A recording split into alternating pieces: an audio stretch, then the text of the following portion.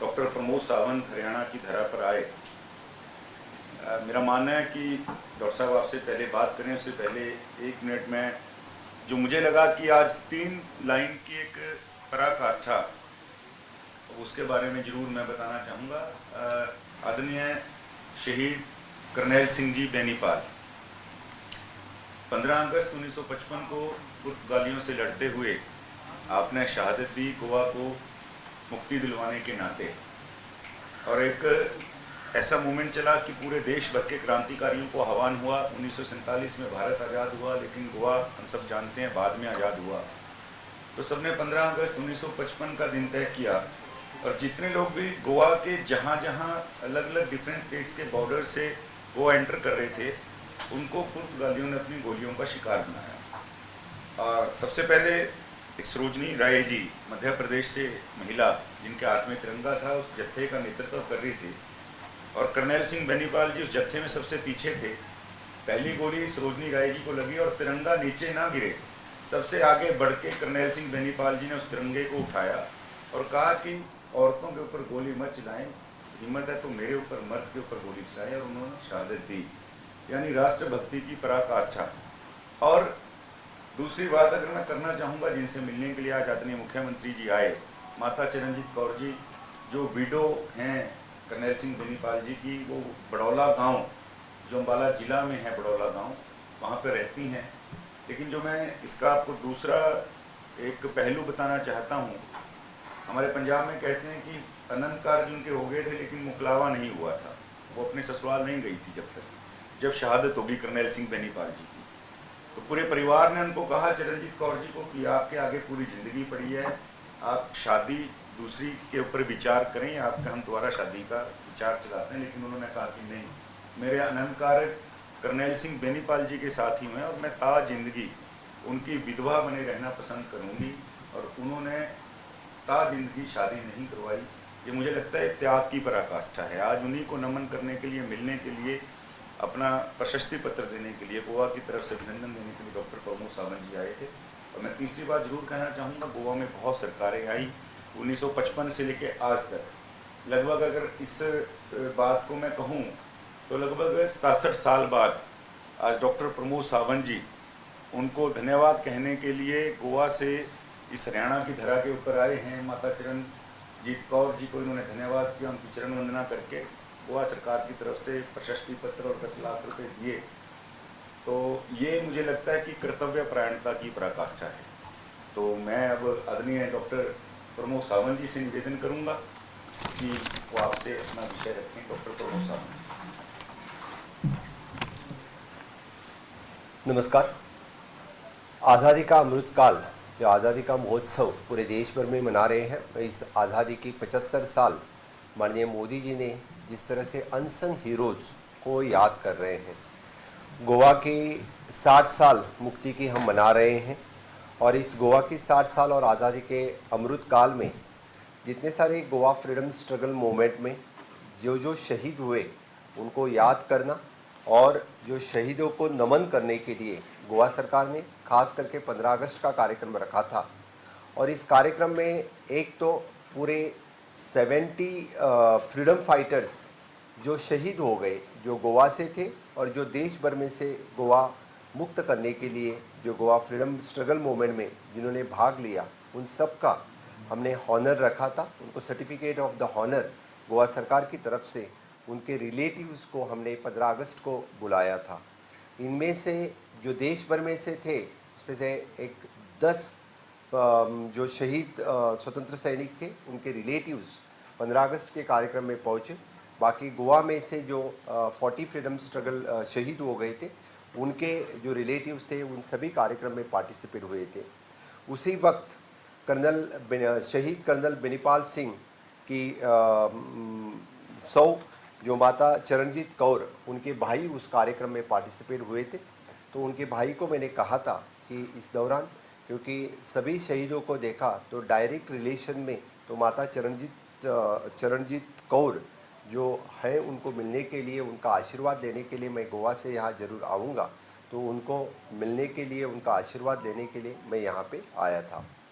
इससे पहले थोड़ा यानी 15 अगस्त 1947 में अपना भारत देश तो स्वतंत्र हो चुका था, लेकिन गोवा फ्रीडम स्ट्रगल तो तब तो शुरू हो चुकी थी। यानी 46 में डॉक्टर राम मनोहर लोहिया उन्होंने फ्रीडम स्ट्रगल को वहाँ पे शुरुआत की थी, लेकिन उसके बाद में तब्बल 14 साल लगे गोवा को मुक्ति मिलने के लिए। 19 दिसंबर 1961 में गोवा को मुक्ति मिली। एक्चुअली 15 अगस्त 1955 को यानी जब गोवा विमोचन समिति ने पूरे जो देश भर में से फ्रीडम फाइटर्स थे उनको आह्वान किया, सभी पार्टी के फ्रीडम फाइटर्स को आह्वान किया कि चलो गोवा को आज़ादी देते, गोवा को मुक्ति देते। और 15 अगस्त 1955 को डेट डिसाइड हो गई और पूरे सभी पार्टी के सभी फ्रीडम फाइटर्स यानी गोवा के सभी बॉर्डर्स के ऊपर इकट्ठा हो गए 14 अगस्त को। यानी एक तरफ कर्नाटक बॉर्डर, दूसरी तरफ महाराष्ट्र बॉर्डर यानी पत्रादेवी पे, दूसरी तरफ कैसल लॉक, पॉलएम, यहाँ पे देश भर में से जितने सारे फ्रीडम फाइटर्स आए थे सभी स्वतंत्र सैनिक इकट्ठे हुए। लेकिन मुझे लगता है कि तब की सरकार ने उनके ऊपर ध्यान नहीं दिया, इसलिए उनको शहीद होना पड़ा। तब की सरकार ने उनको थोड़ा सा भी ध्यान दिया होता तो आज़ादी तो 15 अगस्त 1955 में भी मिल सकती थी। तब पुर्तगाल से यानी कुछ बातचीत करते, अदरवाइज द फाइट करते तो भी गोवा को आज़ादी दे सकते थे।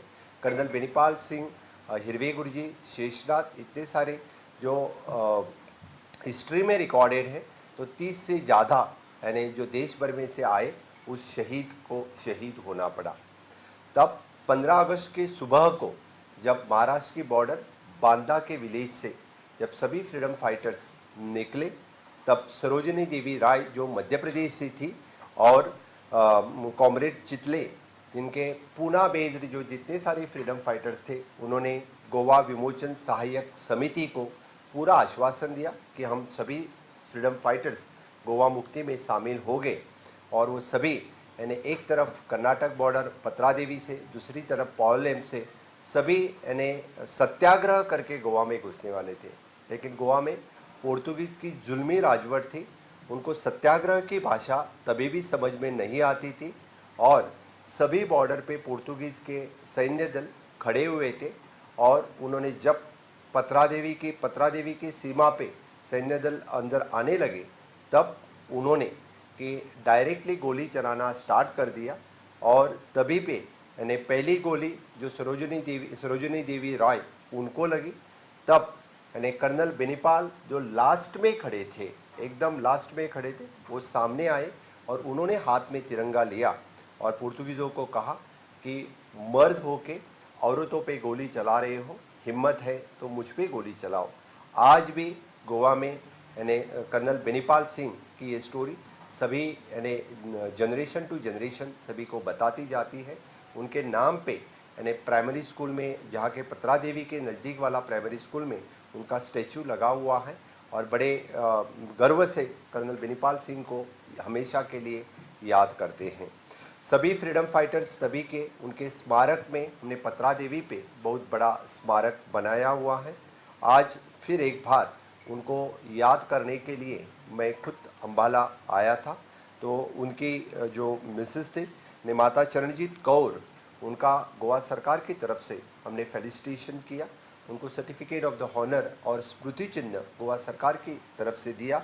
और हम तो गोवा सरकार तब उनको पेंशन नहीं दे पाए थे गोवा सरकार की तरफ से, तो अभी हमने वन टाइम उनको 10 लाख रुपीस का चेक उनको सुपुर्द कर दिया और उनके फैमिली को इससे आगे भी माता चरणजीत कौर को कुछ मदद लगे तो हमेशा के लिए गोवा सरकार उनको मदद करने के लिए तत्पर रहेगी।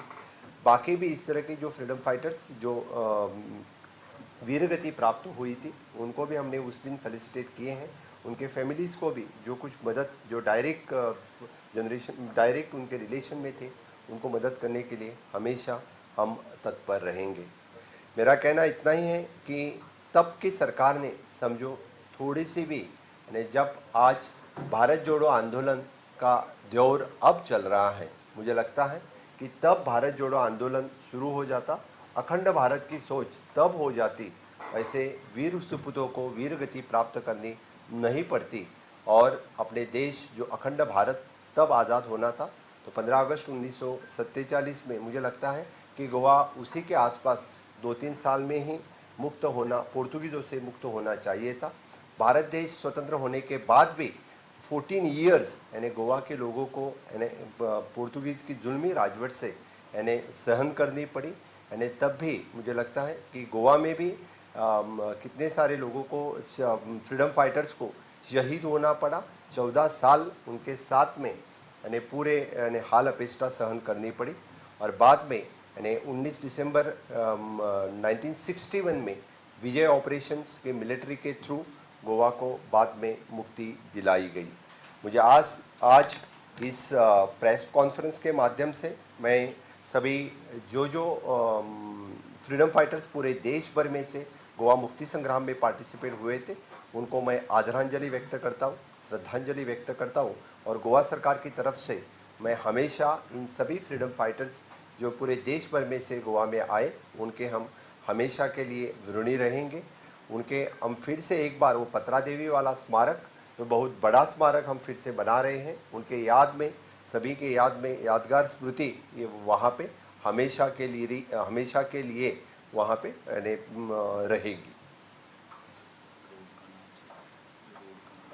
उनके फैमिली ने हमें रिक्वेस्ट किया है कि पत्रा देवी से जाते हुए जो रोड हमारे नए इंटरनेशनल एयरपोर्ट मोपा को ज्वाइन हो जाएगा, उनकी रिक्वेस्ट थी कि उस रास्ते का भी नाम यानी कर्नल बेनीपाल सिंह के नाम से रखा दिया जाएगा। तो सरकार की तरफ से हमने मान्य कर दिया है कि जो रोड रास्ता वहाँ से जो इंटरनेशनल एयरपोर्ट को मिलने वाला है, उस रोड को कर्नल बेनीपाल सिंह का नाम दिया जाएगा।